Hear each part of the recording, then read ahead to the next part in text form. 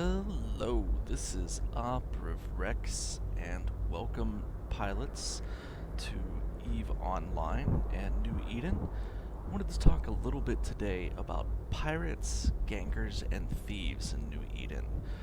Many people hear about the horror stories of EVE Online and how harsh and vicious the community is, and in fact, to many levels, this is true. Everybody here in New Eden would like to kill anybody else. So when you come in the game, almost everybody you meet would love to shoot you and blow your ship up. And as a new pilot, there are a number of mechanics that will allow people to shoot you. And I'm here in Jeddah hoping to see a couple of those in action while I shoot my little tutorial. And hopefully while we're waiting, I can talk a little bit about some things that'll make you safer as a pilot in New Eden. One of the first things I will guide you through, and that will get some people shot accidentally from time to time, is duel requests. So go ahead and when you're able, hit escape on your game, and under general settings there will be on the left hand side of the screen a little checkbox, auto reject invitations for dueling. Go ahead and put a check mark in there. That's going to automatically make it so that you request duel invites and don't accidentally get a pop-up box while you're trying to do something and inadvertently getting somebody dueling you and blowing you up as a new player. So doing that will save you a little bit of trouble here in New Eden. And right here's an example. Okay, so here we have a pilot that has a flashing skull, and if you caught it there for a second, it said suspect. What the suspect status means is specifically they have done some type of action that is raising their security level temporarily for someone else to be able to shoot. That means anybody is free to shoot them without Concord intervening. So in EVE Online, if you commit a offensive action against another player in high security space, and up here in Jeddah that would be security status from 1.0 to 0.5, Jeddah being a 0.9. If you commit a hostile act, Concord will show up and blow your ship up. So when we see someone with a suspect status, like we've seen flashing a couple times, that means any pilot's free to engage them because they've initiated some type of action that allows it. The kicker is, even though they're suspect, if you aggress them, they have the ability to aggress you back. And a lot of times, especially in a trade hub like this, people will have that status specifically to attempt to draw the player in to attack him. Well, look, I can attack this guy and that looks like a fight I can win. This is starting to get into what we call station games. They'll probably be sitting right by a station.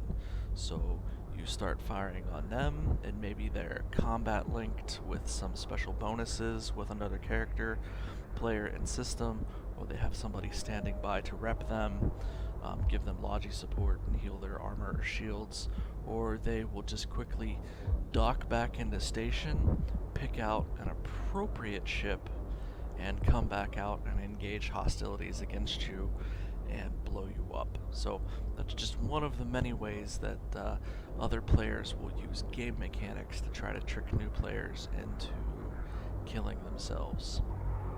So how do you get suspect status? Well, there's a couple different ways. One is, let's say you're out in low sec and you engage in hostile actions with another player. During that time period, you'll be given a timer with a suspect status that anybody can shoot at you. Gate guns, if you're gate or station guns, will shoot at you, or if you're close to them at the time, but you can warp away and warp back in the gate, and the guns won't be firing. But you'll still have the timer for until it elapses, where anybody can shoot at you with no aggression coming in from their side from the Empire faction forces in game. The other way that you see quite a bit in high sec space is taking from somebody's cargo container. So this is one of the ways that people will try to trick you, is they will launch a little cargo box, and it'll have maybe a little goodie in it, and you'll look at it as a new player and say, oh, what's this? It's just floating in space. Yeah, I want that thing. I need that thing. I mean, they just left it out here, so I'm gonna go ahead and take it.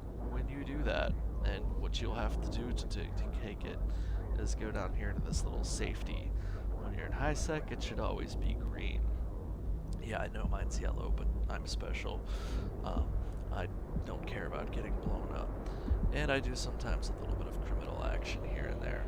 But this green safety will keep you from actually taking something from somebody's box accidentally. If you have it set to partial safety, you will successfully take said goodie, and you will gain a suspect timer, and somebody, especially if it's near a station or a trade hub, it is quite often a trap for newer players to get blown up from. Another avenue of PvP that we see a lot of new players fall into the trap of is they're in high security space and they're nice and comfy and cozy, but they want to go out and do some dangerous things. They want to go explore nullsec, they want to go explore lowsec, or maybe even the depths of wormhole space where they might come across my character. Doing this as an early player, you may be able to go in and occasionally make some money, maybe even frequently. But if you don't have a business plan going in, like, okay, I'm going to go in and do X, Y, or Z, and I hope to make X, Y, or Z outcome of money, and this model works because of these factors, then you can do that. You should really know what you're doing. Otherwise, just going randomly exploring in lowsec, you will get shot. Now, lowsec, how it works is you won't have Concord show up and save you. But if you're near gate guns or station, the aggressor will have the gate guns or station guns shoot at the aggressor. So there is a little bit of help in lowsec, but you won't have ships randomly show up and follow you no matter where you're at in space, like in high sec. Which you'll see also in high sec quite a lot is, especially for new players as you join corporations, new player corporations, holding corps, as you see high security space wars. Every corporation eventually gets war decked, many of them more than others. How the mechanics work for that is one corporation pays Concord 50 million ISK for a license to shoot at another corp for basically 7 days. It can be renewed for another 50 million after that time, and sometimes those wars go into perpetuity, but that's the mechanics of how high security war decks go. There are many large scale corporations. We generally call these griefing corps. They will go after miners and people transiting through trade hubs. So it basically will break down into two types. You will have your major trade hub and interstellar choke point war decking corps that'll just sit in the trade hubs and in the choke points between the 4 different empires and blap their war targets as they randomly meander through. And then you'll have the smaller groups that will go out and they will pick a group that they perceive as weak, and they will war deck them for a cash bonus. Like, they'll attempt to extort that group, or maybe they'll just be doing it for kill nails. There are certainly some groups that I've fought that are content to sit near starting systems and blow up rookie players' ships all day, every day by the dozen. I don't know why they consider that fun, but everybody's content is what they have to find for themselves. I will say we have been on both ends of that equation. We have been war decked nearly out of existence in the past, and we have done some war decks ourselves just to see how the mechanics work. And I was shocked and amazed at how many corporations will quickly roll over and pay a extortion fee to get you to go away.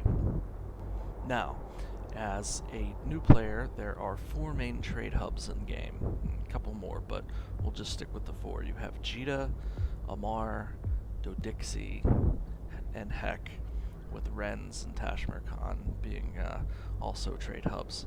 but Jita and Amar and Dodixie are certainly the largest, with Heck kind of being a backwater in the game, at least in my experience. So as a new player, being in a corporation, Jita is probably the best place to buy the stuff you need. However, it's a double-edged sword. As I was talking about earlier, there was lots of griefing war decking corporations that'll just hang out in Jita and look for weak targets. So when you're in major trade hubs, any of them, you're gaining exposure for not only yourself, but you're gaining exposure for your corporation, meaning that magic wheel that randomly will get your corporation war decked, you're kind of, turning a little light bulb on in the darkness saying, hey, here's my corporation, and here I'm in Jita. And a large group like Marmite might come in, and I've seen them in the past where they will war deck almost every corporation that they see in local space. Costs a lot of money, I'm sure it's a lot of fun for them, and that's their playstyle, but it can be quite annoying for some smaller groups just trying to get their start in New Eden. So, in general, my recommendation is for a new player, if you're going to go into a major trade hub, go in, buy what you're needing, and get out. You probably want to operate in the backwater of space so that you can avoid as much trouble as possible, or as Obi-Wan Kenobi said, to avoid any Imperial entanglements. So it's basically like you're a guy walking down the main street of Detroit in the middle of the night. You really don't want to be drawing attention to yourself because somebody is liable to hit you over the head with a pipe and take everything you own. So just consider that as the trade hubs and stay out of them as much as possible. Should you find yourself under a war deck, many corporations will either attempt to blue ball the other side by staying docked up or not locking in the game. What I would recommend to you is to operate out of a backwater, and of course, where we have our small high-sec operations, we tend to operate them in backwaters. Most of our assets are in wormhole space, that's where we make our money. But for new players, we have some things that we do to move them around and try to keep them out of trouble and encourage them to stay out of the hubs. One thing I would suggest any player is when you subscribe to EVE Online, you get 3 character slots. I would use one of these slots as a non-corporation tagged or generic, faction corporation tagged hauling alt. If you need something specific, you send your hauling alt to the trade hub to pick it up, whatever it is that you need, and come back. The only thing then you would have to worry about is being randomly ganked by Code or some other groups that will haunt the either trade hubs or the choke points. The choke points I was talking about is a system of Najira and Udama. Pretty much wherever you want to go in game, it'll drag you through one of those 2 spots. Other than that, if you're a miner, there is a group called Code that makes its particular living off of hunting high-sec miners. They will attempt to extort you for cash for a mining permit, and if you pay it, they may or may not honor leaving you alone. We've never paid it. I don't think we've ever had a player pay it. Don't be the first one if you happen to be flying with us. My suggestion with them is find another backwater to operate out of, have your D-scan on, spend the time to get to know your mining neighbors. Specifically what I do when I'm high-sec mining, and I don't do much of this anymore, is I will sit in local and I will pull up somebody's name, and I'll, after a period of time, know everybody, and I'll kind of individually vet them. So I'll pull up a player's name, and then I'll go to a website called Zkill, and I will enter in their information into Zkill. But at any rate, you can go through and you can list somebody as suspect or not. This would be found on the top left hand, the 4 white bars. You can add contact and then give them a status. So this person will just randomly give them a terrible standing and add them to watch list for a minute. And as you'll see here in local, they will display with a little red box with a line through it, If they were a war target, this would be a red box with a white star in it.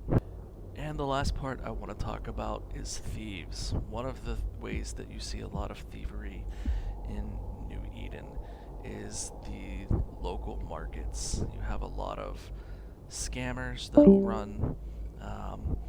Some of these will be legit contracts, some of these will be scan contracts, and it's very hard to tell the difference between the two. Sometimes there'll be an auction, they'll say, okay, the auction's like closing in 5 minutes, and I'm selling, 10 gilas for only a million ISK each, and it's a great deal. And you'll go through and, everybody will be in a really big rush to buy the 10.